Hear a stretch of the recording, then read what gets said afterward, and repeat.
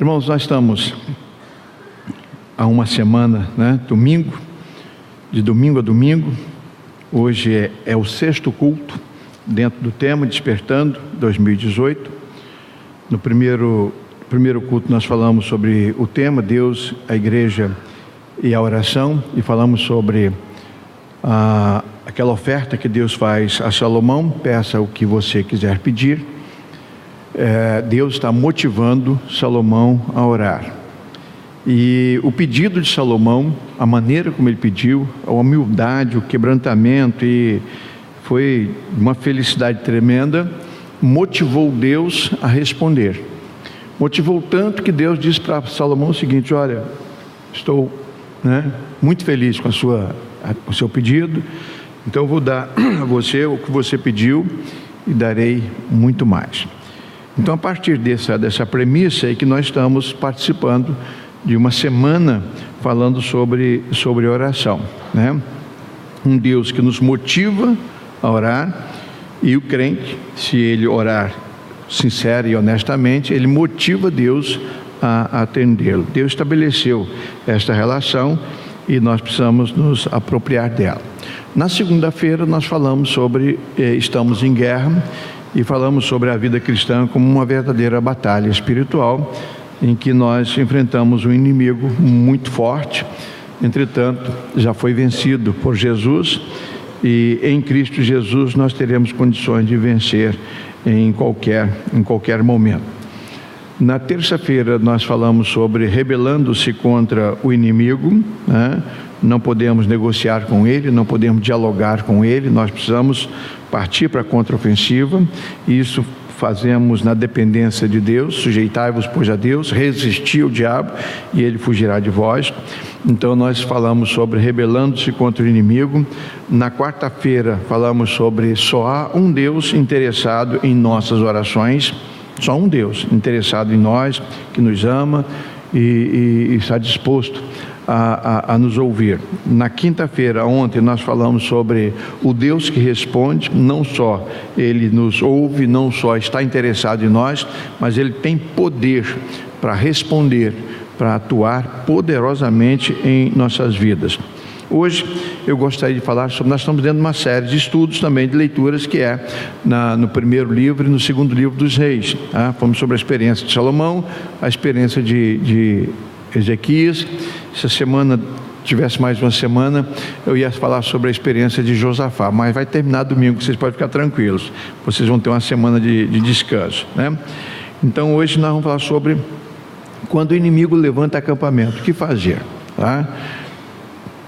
Que bom, momento maravilhoso, vamos cruzar os braços? Não, precisamos vigiar.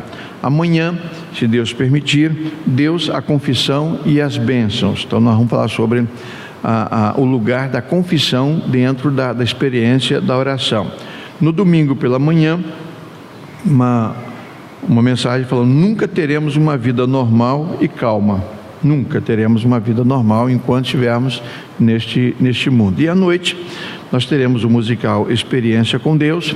E se o tema é Deus, a Igreja e a oração, durante todas as noites nós vamos falar Deus e a oração.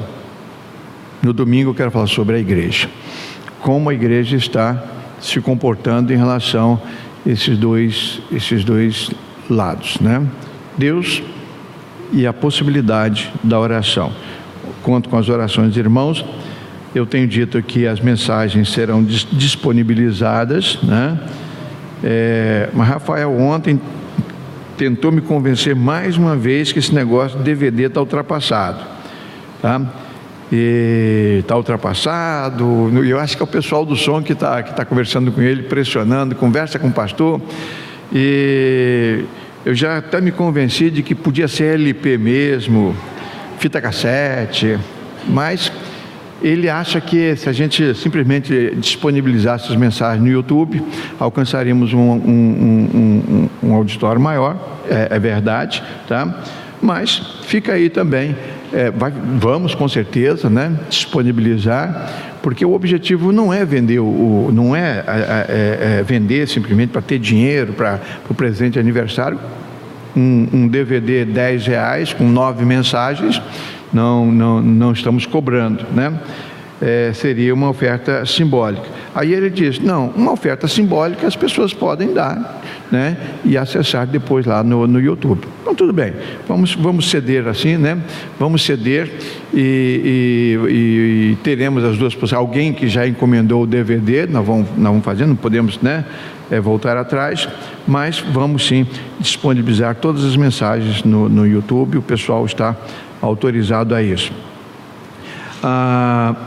Segundo o livro dos Reis, Jarbas, no final do culto eu preciso uma palavra com você, eu deveria ter dado antes, mas hoje ainda, tá, Jarbas?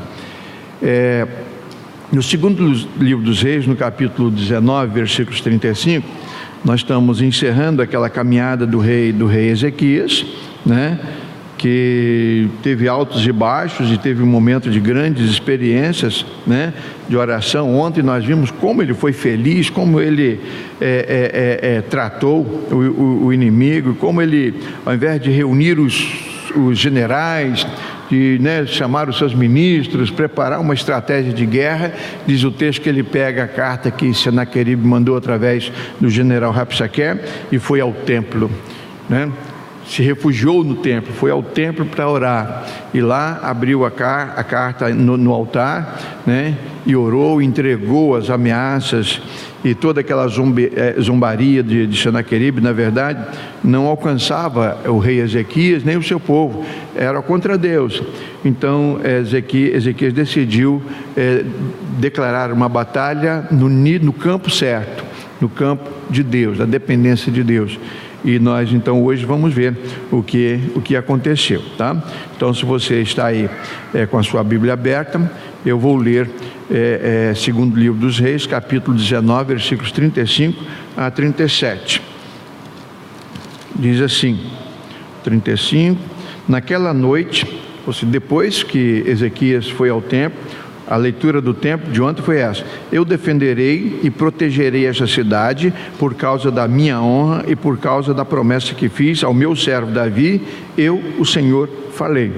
Então, eu até disse para vocês ontem que essa promessa para nós, no caso de cristãos, essa promessa que Deus empenhou ao servo Davi de proteger a cidade, o seu povo, ele cumpriria em todos os reis da descendente de Davi. Tá? Mas quando Jesus vem ao mundo, o pacto de Deus conosco é através do Filho, né? Até mencionei lá o cego de Jericó, quando ele chama, querendo ser atendido, ele clama a Jesus, filho de Davi. A lição de amanhã, aliás, de amanhã não, de domingo, né? Ela parece que foi combinada, né? Falando como agora a salvação é pela graça, mediante a fé, uma lição maravilhosa, pastor Julião, e quem não preparou ainda a lição, faça isso, porque ele faz um paralelo, ele fala que agora o nosso compromisso é com Cristo, Jesus Cristo é o filho de Sara, né? O filho prometido. E Ismael é o filho da escrava, tá? É o filho da escrava Agar. Então, uma lição muito esclarecedora. Leiam lá, estudem a lição. Então, depois que ele faz, né, que Deus então promete a ouvir a oração de Ezequias, que foi ao templo. Então, no verso 35 diz que naquela noite o anjo do Senhor foi até o acampamento dos assírios e matou 185.000 soldados. De manhã, os que sobraram viram os corpos dos mortos. Então Senaqueribe, rei da Assíria, se retirou, voltou para Nínive e ficou lá. Certo dia, quando ele estava adorando no templo do seu deus Nisroque, os seus filhos Adrameleque e Sarezer o mataram à espada e fugiram para a terra de Ararat. Outro seu filho, chamado Esar-Hadon, ficou no lugar dele como rei. Então, ponto. Tá? O inimigo levantou o acampamento, foi embora, derrotado. O rei opressor, ameaçador, zombador, zombeteiro, morre assassinado pelos próprios filhos. Veja bem, nós não estamos falando de um rei qualquer não, irmão. Nós estamos falando do camarada que dominava o mundo naquele momento. Ele reinava uma das maiores potências daquele momento, tá? Então, assassinado pelos próprios filhos, e aí aparentemente as coisas entram, né? O vento começa a soprar favorável a Ezequias, a Israel, e isso é maravilhoso, todos nós sabemos, tá? O que fazer? Relaxar? Ficar tranquilo, né? Estou vivendo o meu melhor momento. De vez em quando a gente ouve, né? Especialmente pessoas que estão cantando e louvando, irmão, nós estamos no nosso melhor momento, e as pessoas gostam muito de ouvir esse tipo de frase, tá? Mas o apóstolo Paulo, na carta aos Romanos, capítulo 12, versículo 12, ele disse que a esperança que vocês têm os mantenham alegres, aguentem com paciência os sofrimentos e orem sem cessar. Sem cessar. Então o apóstolo Paulo disse: olha, as experiências que vocês já adquiriram, as vitórias que vocês já conquistaram, essas coisas devem alegrar o coração de vocês, devem colocar vocês para cima, louvar, cantar, comemorar, fazer festa, comer bolo, façam isso, celebrem, comemorem isso, comemorem. Vocês têm muitas razões para comemorar. Agora, não se esqueçam de permanecer em oração. Vocês precisam orar sem cessar. Querem ver? Voltando à leitura do segundo livro dos Reis, se o capítulo 19 termina no verso 17, o capítulo 20 começa no verso... irmãos? O capítulo 20 começa em que verso? Verso 1, Orlando, obrigado. Diz assim: por esse tempo o rei Ezequias ficou doente e quase morreu. O profeta Isaías, filho de Amós, foi visitá-lo e disse: o Senhor Deus diz: ponha as suas coisas em ordem, porque você vai morrer. Apronte-se para morrer. Vocês estão entendendo aonde é que eu quero chegar? Termina um capítulo com uma vitória estrondosa. Agora nós vamos festejar. Ezequias, por certo, né, tinha motivos para comemorar. Se vocês estudarem essa experiência dele no livro de Crônicas, vocês vão ver, os desdobramentos são muito mais interessantes. Há uma festa, há uma batalha, e depois então muita alegria. Só que ato contínuo, a boa notícia, a grande vitória, vem uma péssima notícia a Ezequias: você está muito doente, e já era, acabou, a sua história acabou. E o profeta Isaías vai lá e leva esse recado: Deus me mandou, né? Arruma tudo aí, os papéis, prepara o seu filho sucessor, né? Cuida de tudo, bota tudo certinho, porque arruma a sua casa. Então, irmãos, eu penso que a nossa ênfase, depois de grandes vitórias, precisa ser a decisão de continuar orando, porque a tempestade chega na hora que nós menos esperamos, né? As informações que a gente tem dos tsunamis, os especialistas dizem, né, que quando o tsunami está anunciando, está chegando, parece que há na beira do mar uma calmaria, uma coisa assim extraordinária. Parece que tudo para, e para de tal maneira que o mar, ele vai, parece que vai afundando, aquelas ondas, aquelas marolas que estão ali, elas se acalmam, e ele vai como se fosse uma bacia que estivesse derramando água. Vai. Quem entende, olha, cai fora, porque isso é uma onda que está se formando lá atrás, às vezes a quilômetros, tá? Então ele vai, parece aquela calmaria, e depois vem muito barulho e acaba com tudo. A vida cristã e a vida de todos nós também pode passar por esse tipo de experiência, tá? Nós, em 1999, nós começamos a construção dessa ampliação. Era só um galpão aqui, não estava nem emboçado ainda. Nós decidimos ampliar, e eu lancei uma sugestão que fizéssemos uma campanha com o título O Templo do Ano 2000. Um título bonito para se fazer uma campanha, né? O Templo do Ano 2000, virada de milênio e tal. E Elcio de Celina ficou responsável pela administração financeira, ele ficou como responsável por tudo e facilitou bastante a minha vida, o seu trabalho. E eu me lembro que foi uma obra muito tranquila, né? Os problemas normais de construção, de trabalhadores, e aperto financeiro, e problema com empregados, isso acontece todo trabalho grande, toda construção grande, nós temos esses contratempos. Tivemos inclusive nessa parte mais alta ali, na parte arredondada, quando um pedreiro que veio de São Fidélis, inclusive, me acompanhou quando eu mudei para cá, ele veio para trabalhar aqui. Nós não tivemos nenhum acidente na obra, o único acidente foi com ele. Ele na viga, na última viga que faz o arremate, então tem as tábuas, as caixas, pastor Salvador sabe o que é isso, né? As caixas, todas amarradas com... Como é que é o nome daquele negócio que a gente bota?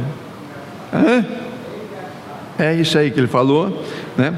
E aí quando concretou, ele subiu para tirar os engastalhos, né? E tirar aquelas tábuas. Então ele fez um andame do lado de dentro, totalmente seguro, porque se ele caísse, ele caía na laje aqui da galeria, baixinho, né? E ficou então trabalhando do lado de dentro, e ele ia com o pé de cabra, e a tábua de dentro ele puxava para dentro, e a de fora ele jogava para fora e caía lá embaixo. Ele deixou lá tudo, avisou o pessoal. E então ele foi fazendo isso, tirando. Não é certo, porque do lado de fora era muito alto, as tábuas que caem quebram, racham, né? Eu não estava aí, mas decidiu fazer isso, era mais fácil. Está fazendo isso, e teve uma tábua que não soltou, ele subiu um pouquinho e foi bater com o salto da bota na tábua. Passou direto, passou por cima, caiu lá fora, no meio das tábuas, no meio de tudo que ele estava jogando para lá, ele desceu junto, né? O senhor Altair aqui, vocês lembram do Altair aqui da Pedalando? Viu lá, veio correndo e socorreu e levou ele para o hospital. Me chamaram, quando eu estou chegando aqui, Altair já está chegando com o pedreiro de volta. E eu assustado, o que aconteceu, né? Como é que foi e tal. Quando eu vi de onde ele caiu, e, né, aquela situação toda, e ele chegou andando, voltou com o Altair andando, não, está tudo bem. Sabe o que aconteceu com ele, irmãos? Para não dizer que ele não fraturou nada, ele fraturou o dedinho do pé direito. Só para lembrar que como se tira tapume, como se deve trabalhar. E quis voltar a trabalhar, porque não, eu vou tirar a bota, só está doendo porque eu estou calçado, mas eu quero trabalhar. Não, vai trabalhar não, vai embora e tal. Então foi o único acidente da obra, foi esse. Então as coisas caminharam assim, tão bom, né? Tão bem. E aí inauguramos o templo. Eu lembro que no dia da inauguração, nós pedimos, fazia parte foi no aniversário da igreja, então tudo fechado, todas as portas fechadas, e só os músicos aqui dentro e o pessoal do lado de fora, em todas as portas. Então quando deu a hora de começar o culto, eles começaram a tocar aqui o estandarte dessa igreja, abriram-se todas as portas e a igreja entrou ao mesmo tempo e foi ocupando os lugares. Eu acho que foi legal, não foi? Foi bem bolado, eu acho que foi bem bolado, né? Quando a gente for comemorar o centenário, aí talvez a gente pudesse fazer uma coisa, cara, o templo vai ser muito maior, né? Será, irmão, daqui 5 anos? Vamos mexer com isso não, irmão. Então, foi uma coisa linda. Isso em outubro, aniversário da igreja, e eu muito feliz, porque foi uma vitória, e as contas todas pagas, e tudo direitinho. No mês, primeira semana de novembro, eu tinha feito batismo, inclusive, aqui, mas foi muito cansativo. E eu estou na cidade, sinto um espirro, uma dor, vou para Betinha, conseguiu lá no HCL fazer um exame, fiz um raio-x, do raio-x na mesma hora mandaram fazer uma tomografia, eu estava com câncer no pulmão, fase de metástase. Vocês estão entendendo? Uma semana de festa, na outra semana, eu me senti como Ezequias. Acaba a guerra, acaba tudo, e na hora dele aproveitar, dele comemorar, vem essa notícia aí. Então a gente precisa ficar atento, irmãos, porque sempre quando a gente tem uma grande vitória, a gente acha que agora as coisas se encaixaram, né? E tudo certinho, uma operação bem sucedida, mas não, irmãos. Não, a vida continua, e o inimigo, quando ele levanta acampamento, ele faz como Lucas diz que fez depois de tentar Jesus ser derrotado. Ele saiu aguardando uma segunda chance, uma outra oportunidade para voltar e tentar de novo. Então ele nunca dorme, ele nunca cochila. Então nós precisamos estar atentos, e a ordem então é orar sem cessar. A palavra de Deus nos orienta a isso. Se você pegar a primeira carta, a primeira ou a segunda de Tessalonicenses, capítulo 5, 16, 17, 18 ali, né? Ele vem falando sobre alegria, alegrai-vos sempre, e depois orai sem cessar. Está colado os versículos. Orai sem cessar. Comemorem, sejam agradecidos em tudo e orem sem cessar. Então precisamos fazer. Mas por quê? Né? Por quê? Porque, irmãos, a oração é sem dúvida o expediente que Deus deixou para nós demonstrarmos que estamos atentos, que estamos vivos, que estamos trabalhando, que estamos comemorando sim, mas comemorando com o olho voltado para o Senhor. Tá? Certo de que Deus está orientando, mas Ele espera também a nossa vigilância, a nossa perseverança. Tá? Então a Bíblia nos orienta assim, e mostra que nós devemos orar de muitas maneiras. Por exemplo, nós temos na Bíblia dizendo que nós devemos orar em secreto, orando em secreto. Tá? Eu e você, a igreja, não só orar aqui no templo, mas orando em secreto. Mateus verso 6, versículo 6, Jesus diz lá: mas tu, quando orares, entra no teu quarto, fechando a porta, ora teu pai que está em secreto. Então a Bíblia nos mostra isso. Daniel capítulo 6, versículo 10 diz que ele tinha um costume de 3 vezes ao dia, ele ia para o seu aposento, abria a janela que dava para Jerusalém, e ali ele orava, ele e Deus, orava em secreto, né? Então nós devemos fazer também a nossa oração em secreto. Você precisa ter a sua experiência com Deus em secreto, não só quando está com outras pessoas, quando alguém pede, né? Quando a necessidade bate a porta, mas nós precisamos ter esse costume, orar com Deus, conversar com Deus, devemos fazer isso. Tá? Eu chamo lá, no meu caso, o meu momento sublime, precisa ser o momento mais importante do dia. Às vezes, eu falei aqui numa dessas noites, às vezes você só tem o banheiro da sua casa para orar, né? É o lugar mais calmo, o lugar mais tranquilo. Faça isso, vá para o banheiro, ore, né? Você não pode demorar muito, senão alguém vai bater, aí você tem que, né? Mas o banheiro, normalmente as pessoas respeitam a gente. Tem gente, não tem? O pessoal não respeita, né? É sempre assim, tem gente, o pessoal espera um pouquinho, mas respeita. Então nós precisamos entender isso. E essa oração em secreto, ela é requerida, ela é ensinada por Jesus Cristo. A Bíblia diz também que nós podemos orar silenciosamente. Silenciosamente. Essa é uma oração muito interessante. Tá? No primeiro livro de Samuel, capítulo 1, versículo 12 e 13, nós vemos que Ana, quando foi a Siló e ela se colocou na frente do tabernáculo, diz o texto que ela estava orando e não estava produzindo som. O sacerdote Eli até pensou que ela estivesse embriagada, porque ela só mexia com os lábios e não se ouvia. Ele foi lá e censurou ela, disse: não, eu não estou embriagada, eu estou conversando com Deus. Eu sou uma mulher turbada de coração. E abriu o seu coração e falou sobre a sua dor. Então, uma oração silenciosa. É por isso que o salmista, no Salmo 139, no versículo 23, sonda-me, ó Deus, e conhece o meu coração, prova-me e conhece os meus pensamentos. Deus tem capacidade para isso, Ele é onisciente. Então Deus pode ouvir a sua oração sem que você profira alguma palavra. né? Ele pode conhecer o seu sentimento, o seu desejo, o seu coração, e o salmista deixa isso muito claro. Então Deus pode ouvir as nossas orações silenciosas. Parece um contrassenso, mas é verdade, né? Tem gente que diz que ora em silêncio porque se orar em voz alta o diabo pode ouvir e sair na frente e atrapalhar. Pelo amor de Deus, vocês estão valorizando o diabo se pensam assim, né? Você pode orar silenciosamente, pode orar em voz alta, porque se você está lidando com Deus, quem é o inimigo para atravessar o seu caminho? Então, orando em secreto, eu estou obedecendo a palavra. Orando silenciosamente, eu estou, né, aproveitando essa oportunidade. A Bíblia diz que também nós devemos orar em público, tá? Tem gente que diz, essa oração em público, hipócrita. Não, a Bíblia manda você orar em público.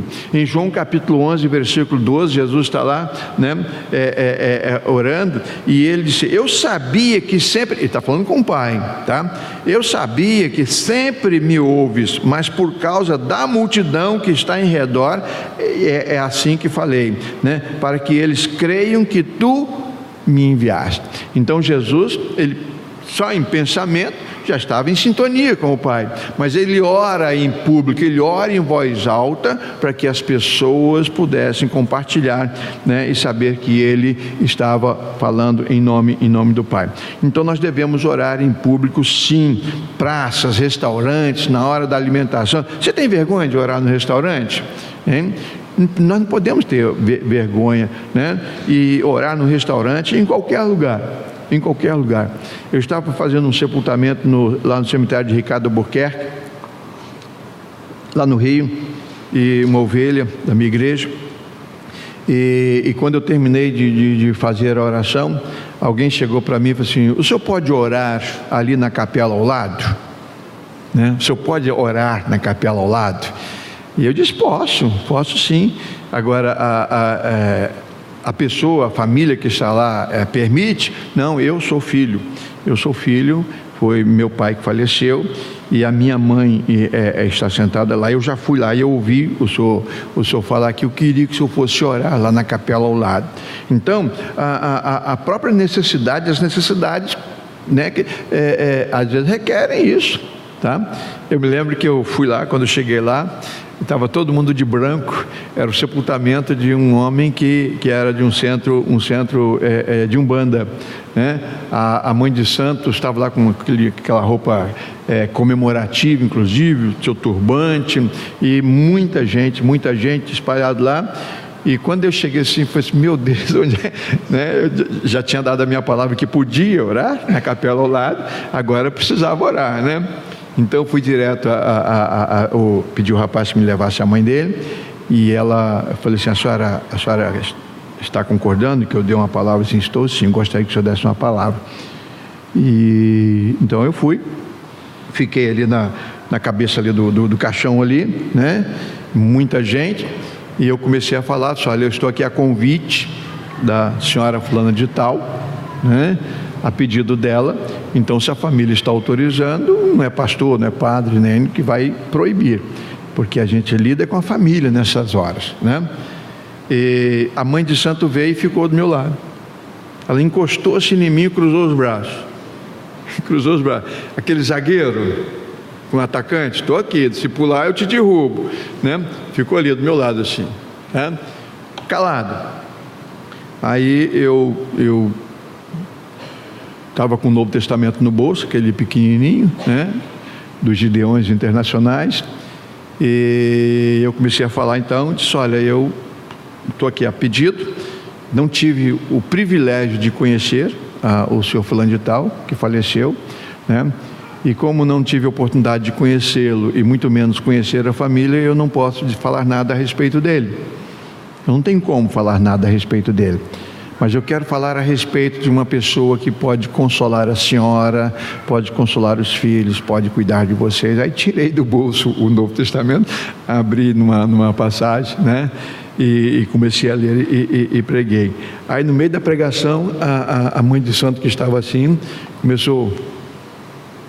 soltou os braços, né? Foi soltando, foi relaxando.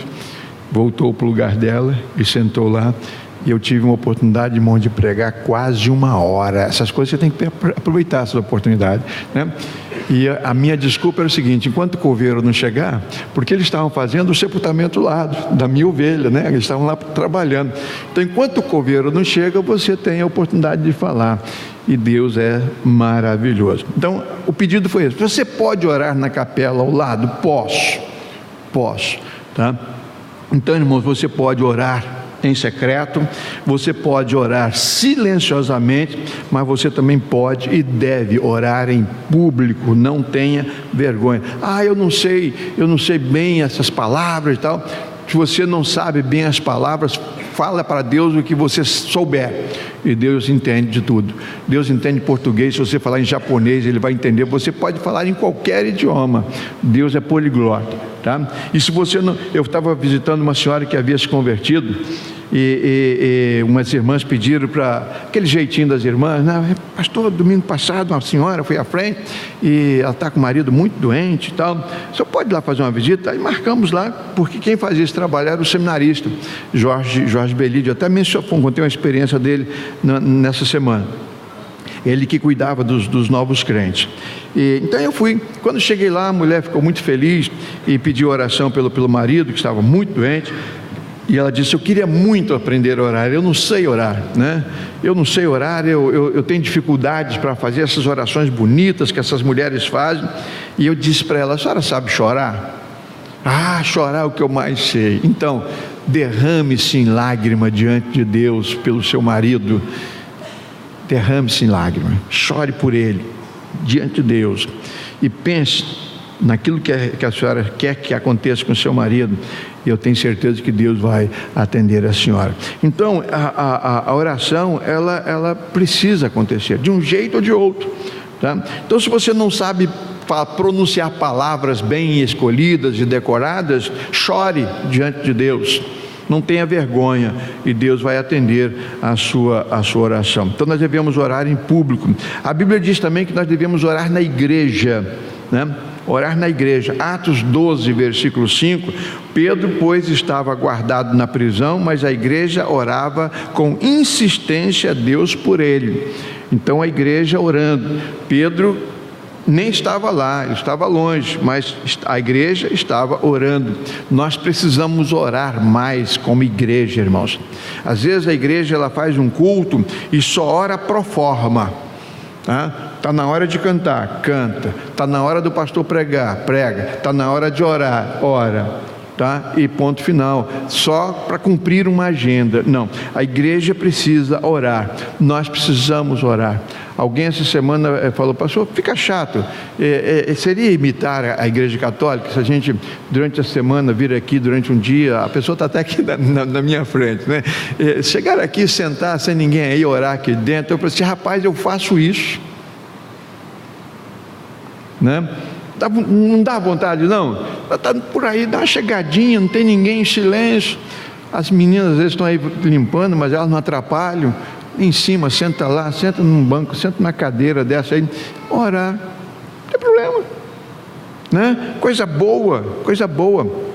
Isaías capítulo 56, no versículo 7: porque a minha casa será chamada de quê? Casa de oração. A minha casa será chamada casa de oração. Então você deve orar sim.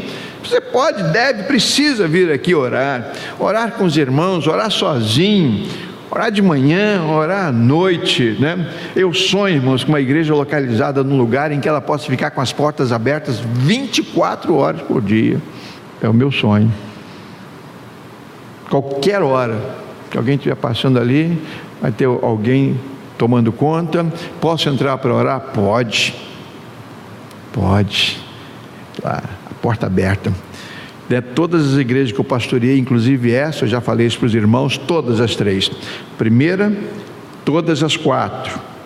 Primeira de Belfor Roxo, primeira de Vila de Cava, primeira de São Fidélis e primeira de Araruama. Vila de Cava foi interinamente, mas também pastoreei lá. A igreja, todas elas tinham o que chamavam de repostório aqui na frente da porta. Negócio de móvel, cercando, tá? Você lembra, Eliane?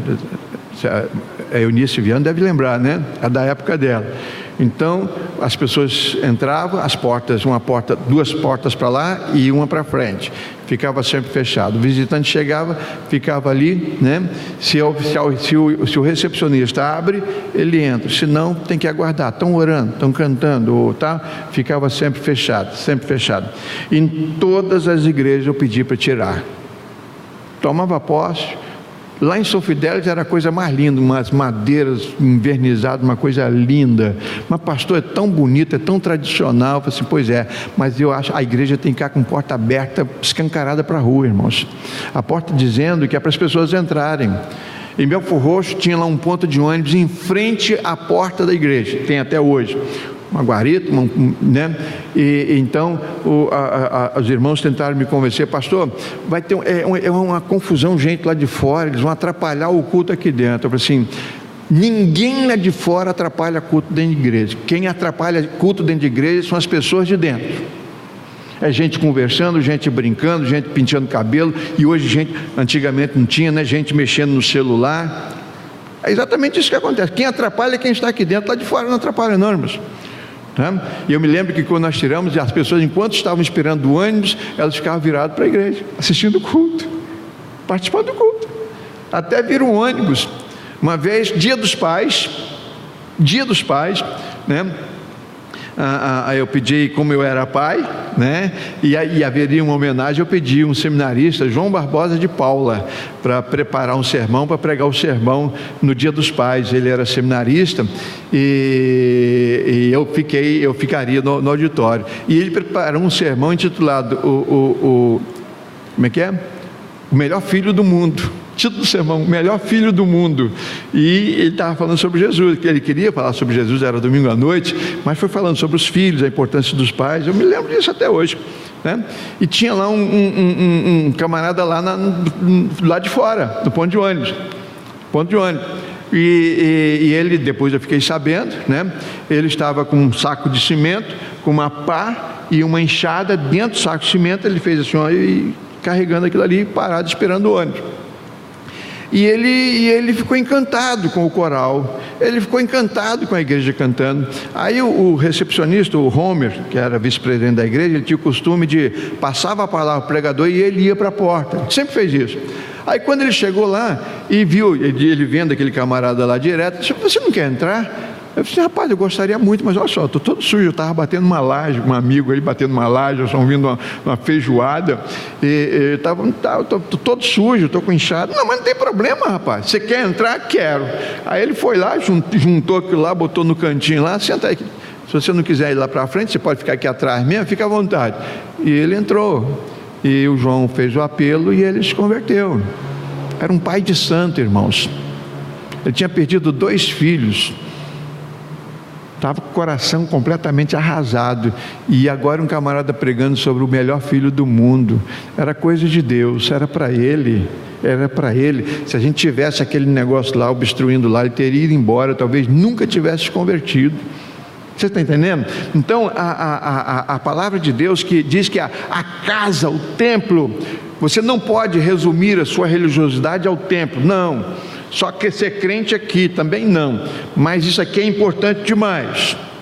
Isso aqui é importante, é relevante demais. A gente precisa valorizar a igreja, valorizar o templo que nós construímos, tá? Para a glória de Deus, foi consagrado para Deus. Então nós precisamos criar esse ambiente, né, para nós, mas criar também uma vontade, um desejo de estar ali e adorar a Deus. A Bíblia diz que nós devemos orar, né, orando em pé, né? Lucas 18, verso 13, né? Mas o publicano, estando em pé de longe, então ele orava em pé, né? Estava em pé orando, tá? Então a Bíblia diz que Deus ouve a oração do camarada em pé, tá? Ouve sim. No segundo livro das Crônicas, no capítulo 20, Josafá diz o texto que quando ele começou a orar, ele se pôs em pé diante da congregação, se voltou para Deus e clamou, orou. Deus, né, foi assim uma coisa extraordinária. Mas a atitude lá era uma oração de respeito e reverência diante de Deus. Então ele se colocou em pé. Tá? Isso é maneira de orar? É sim, mas a Bíblia diz também que nós podemos orar de joelhos, né? De joelhos. Tá? Salmo 95, verso 6: vinde, adoremos e prostremo-nos, ajoelhemos diante do Senhor que nos criou. Está aqui, a Bíblia diz que você pode orar em pé, mas também você pode orar ajoelhado. Tá? Não, pastor, isso é cultura católica. Não, irmãos, isso é cultura de adorador. Se você quiser orar sentado, você ora sentado. Se você quiser orar em pé, você ora em pé. Se você quiser orar de joelhos, você pode orar ajoelhado. Está na Bíblia, tá? Lucas 22, verso 41: e apartou-se dele cerca de um tiro de pedra, e pondo-se de joelhos orava. Jesus Cristo, pondo-se de joelho, oravas. Então nós precisamos também entender isso, orar de joelhos, né? Se alguém chegar aí, entrar e ajoelhar e orar, irmão, não censura não, é o estado de espírito dele, ele está querendo orar assim, não censura não, tá? Oração de joelhos, uma oração do humildade, do quebrantamento. Algumas pessoas têm vergonha, mas por quê? Os árabes, né, os muçulmanos, não os árabes, nem todos os árabes são muçulmanos, mas chega às 6 horas da tarde, onde eles estiverem, numa esquina, em qualquer lugar. Em São Paulo acontece muito isso. Eles tiram como se fosse um lenço que carrega, bota assim e ajoelha ali e ora. Uma esquina de rua, tá? Aqueles fundamentalistas mesmo, eles fazem isso. Então nós precisamos aprender, né? Orar também de joelhos. A Bíblia também fala sobre orar inclinado, né? Se inclinar para Deus. Isso é interessante também. Gênesis 24, versículo 26, diz o texto: então inclinou-se o homem e adorou ao Senhor e diz: bendito seja o Senhor. Isso aqui é o Eliezer, quando ficou feliz da vida, quando Deus apresentou a ele a mulher que ele deveria levar para se casar com Isaac, né, o seu patrão. Então diz o texto que ele se inclinou e orou. Tá? Essa é uma oração também apropriada. Mateus 26, 39: e adiantando-se um pouco, prostrou-se com o rosto em terra, orou dizendo: meu Pai, se possível, passa de mim esse cálice. Então, se Lucas diz que Jesus ajoelhou, Mateus diz que Jesus se inclinou, tanto faz. Botou o rosto no chão, no pó, atitude de humildade, de quebrantamento, e ali então ele se derrama. É a oração da dor e do sofrimento, tá? Então, se você está feliz, você vai orar de mãos erguidas, mas se você está sofrendo, se está doendo, você ora com o rosto no pó. É o seu estado de espírito que vai dizer a sua forma, a maneira correta de se postar diante de Deus, tá? Mas também a Bíblia fala sobre orar de mãos estendidas. Salmo 28, verso 2: ouve a voz das minhas súplicas quando a ti clamo, quando levanto as minhas mãos para o teu santo templo, tá? Eu ouvi uma crítica lá em São Fidélis uma vez, o pessoal não tinha muito costume de levantar as mãos, bater palma, um pessoal bem assim, bem radical até. E eu me lembro que um irmão lá, não vou dizer o nome dele, né? Ele disse: pastor, aquele menino que quando está orando, está cantando, ele fica pegando aranha. Por quê? É que ele fica assim, pegando aranha assim. Rapaz, você não... Ninguém tem o direito de fazer esse tipo de censura, de criticar uma pessoa, porque ou ela ora com a mão no bolso ou com mãos erguidas. Quem somos nós, irmãos, para avaliar o sentimento do outro, a atitude do outro? Ora catando, achando que eu ia achar graça. Isso não tem graça. Né? Então a Bíblia diz, né, o salmista, ele está longe. Então ele virava para onde está Jerusalém, o templo, porque para eles né, o templo era simbólico. Então eles erguiam as mãos para o templo e oravam, faziam as suas orações. Isso é bíblico, é bíblico. Primeira carta de Timóteo, capítulo 2, versículo 8, está no Novo Testamento também. Não é só coisa do Velho Testamento, não. Novo Testamento. Quero, pois, que homens orem em todo lugar, levantando mãos santas, sem iras e sem contendas. Levantem as mãos, louvem ao Senhor, façam isso, se expressem diante do Senhor, né? Na verdade, irmãos, a posição não importa. Estou falando isso tudo para vocês, para concluir, a posição não importa. O que importa é o seu sentimento, a sua honestidade, o seu coração, isso importa. Eu vou fazer uma pergunta idiota. Toda pergunta idiota merece uma resposta idiota também. Eu tenho certeza que vocês não vão me responder, porque a pergunta idiota vocês não vão ficar no mesmo patamar. Qual a posição que Jonas se encontrava quando ele orou no ventre do peixe? Ninguém vai responder? Também não importa, né, irmãos? Eu disse que era uma pergunta idiota. Irmãos, ele estava ajoelhadinho, ele estava de cócoras, ele estava esticadinho, o tamanho do peixe era muito grande, ele estava esticadinho, ele foi engolido, esticado, ele estava assim. Não interessa, irmãos, não interessa. As pessoas tentam dar uma resposta. O que importa é que Deus arrancou a oração de Jonas da profundeza dos mares. Isso é que importa. Deus ouviu a oração de Jonas? Ouviu. Como é que ele estava? Não interessa. Então, isso serve para mim também. Posso orar em pé, posso orar sentado, posso orar deitado, posso orar de joelho, de mãos para cima, de mãos para baixo, de ponta cabeça, eu posso orar. Se você cai de um prédio, fica amarrado com o pé lá de cabeça para baixo, você não vai orar não? Hein? Não, deixa eu esperar a melhor posição. Eu oro assim mesmo, ponta cabeça. Senhor, tenha misericórdia. Tenha misericórdia. Sabe por que eu estou falando isso, irmãos? Porque isso já aconteceu comigo.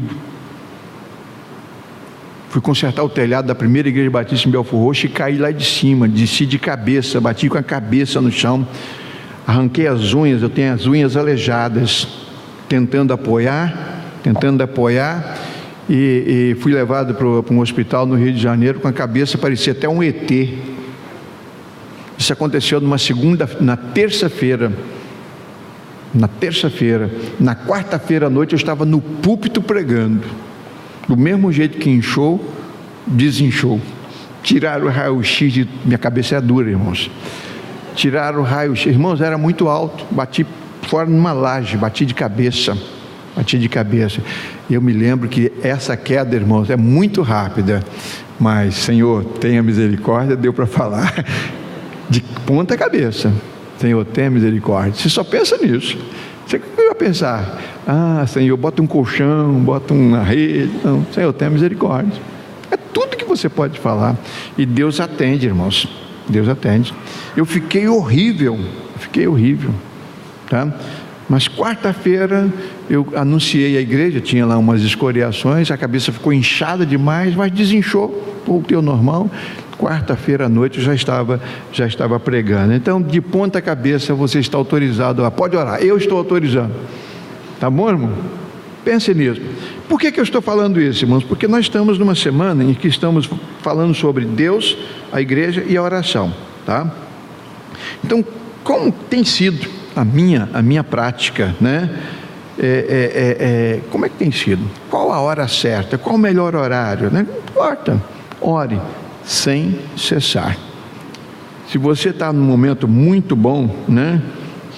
Tão maravilhoso, poxa, está dando tudo certo, não acredite que o inimigo tenha cruzado os braços. Ele continua armando cilada, tá? Não se iluda. Louve, agradeça, comemore, mas continua vigiando. Amém? Amém.